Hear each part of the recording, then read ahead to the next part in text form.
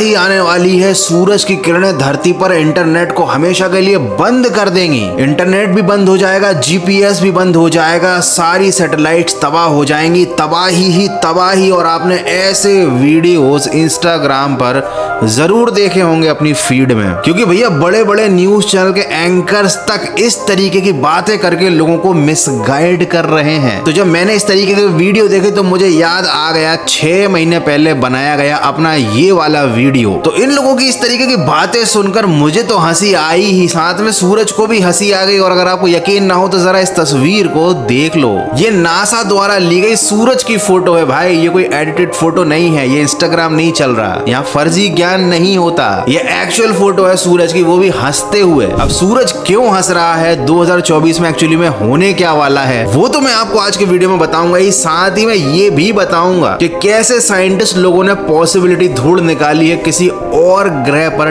Dinosaurs के जिंदा होने की। तो जल्दी से ठंडा ठंडा पानी पी लो और अपना स्पेस सूट पहन लो, क्योंकि भैया हम चलने वाले हैं सूरज के थोड़ा सा नजदीक आज के तगड़े वीडियो में।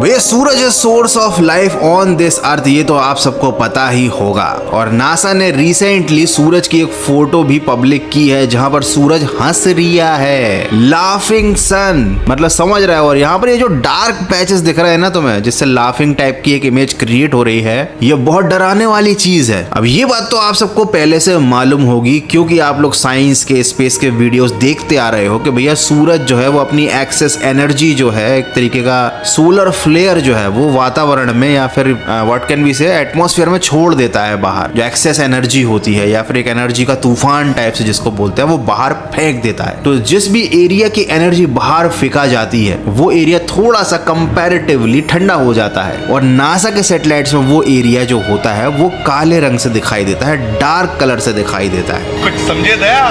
The more dark patches means कि सूरज ने बहुत ज्यादा एनर्जी स्पेस में छोड़ दी है। अब तुम सोच रहे हो कि भैया सूरज ने एनर्जी स्पेस में छोड़ दी है तो ये हमारे लिए मतलब पृथ्वी वासियों के लिए डराने वाली बात कैसे है? डराने वाली बात ऐसे है क्योंकि भैया जो सूरज से निकली हुई एनर्जी है ना, वो आकर पृथ्वी पर ही टकराती है। और इस तरीके के जो वीडियोस हैं ये अभी सोशल मीडिया पर बहुत ज्यादा वायरल हो रहे हैं। लोगों को मिसगाइड किया जा रहा है, डराया जा रहा है, ये बता करके भैया 2024 में इंटरनेट बंद हो जाएगा, सोलर फ्लेयर आ जाएगा, सूरज से बहुत एनर्जी निकलेगी जिसकी वजह से धरती पर पूरी तबाही मच जाएगी। तो देखो एक्चुअली में वो न्यूज सही है, ऐसा होगा 2024 के एंड में होगा, 2025 तक भी चलेगा। सोलर फ्लेयर मतलब सूरज से निकली हुई एनर्जी का एक तूफान आएगा, धरती से टकराएगा, लेकिन उतनी तबाही नहीं मचेगी जितनी तबाही ये इंस्टाग्राम पर ज्ञान पेलने वालों ने मचा कर रख दी है। क्योंकि आपको पता होना चाहिए कि इस धरती पर पहले भी कई बार इस तरीके के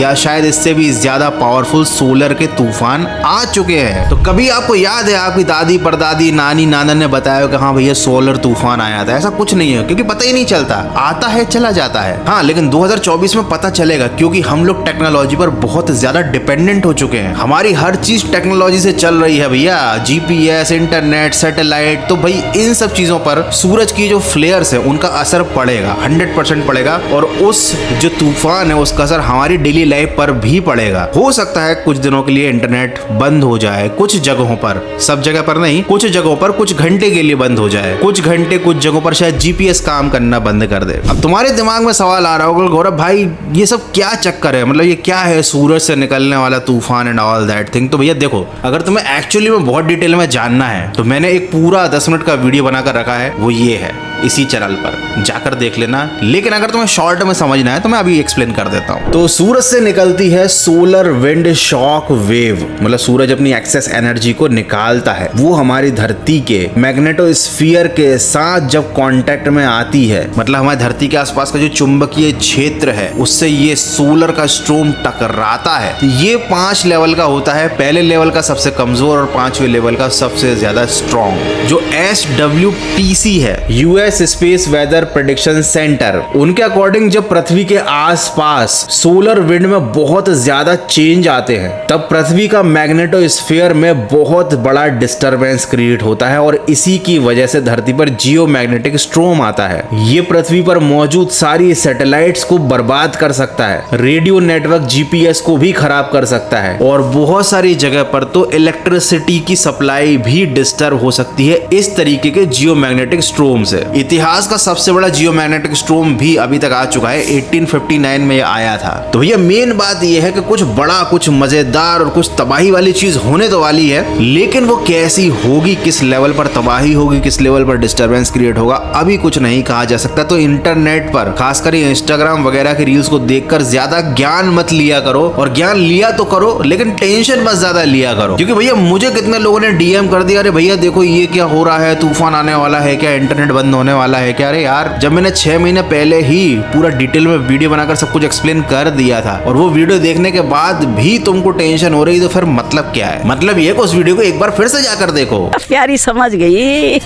गौरव कटारे चैनल पर, and this video is not sponsored by Gaurav Katare because वो तो मैं खुद ही हूँ। ठीक है भाई, मैं चलता हूँ। चलो अब बात करते हैं कि साइंटिस्ट लोगों को ऐसा क्यों लग रहा है कि भैया किसी और प्लेनेट पर डायनासोर्स हो सकते हैं। बेसिकली आपको मालूम है कि साइंटिस्ट जो है वो हमेशा एक नया प्लेनेट ढूंढते रहते हैं ताकि उस पर इंसानों को बसाया जा सके, क्योंकि इस धरती की पॉइंट लगाने में इंसानों ने और साइंटिस्ट ने और इंडस्ट्री वालों ने कोई कसर नहीं छोड़ी है। पानी, धरती, मिट्टी, हवा सब पॉल्यूट कर दिया है, तो नया प्लेनेट तो चाहिए। अब नए प्लेनेट को ढूंढने के लिए सबसे पहला क्राइटेरिया साइंटिस्ट के पास था कि भैया सूरज से उतनी परफेक्ट डिस्टेंस होनी चाहिए उस प्लेनेट की जितनी धरती की है। इसको कहा जाता है गोल्डी जोन। गोल्डी जोन में है धरती। वैसा ही एक प्लेनेट साइंटिस्टों को ढूंढना है, लेकिन अब साइंटिस्ट लोगों ने एक और क्राइटेरिया निकाल लिया है। चूंकि हमारी धरती पर पहले एक टाइम पर 30% ज्यादा ऑक्सीजन होती थी, तब उस टाइम बड़े बड़े क्रीचर्स होते थे जैसे कि डायनासोर्स। तो अब साइंटिस्ट ऐसा प्लेनेट ढूंढ रहे हैं जहां पर धरती से ज्यादा परसेंटेज में ऑक्सीजन मौजूद हो। उससे क्या होगा, ज्यादा ऑक्सीजन होगी तो इसका मतलब वहां पर बड़े बड़े जीव होंगे और ये धरती के इतिहास जैसा ही रहेगा। पहले जहां पर डायनासोर रहते थे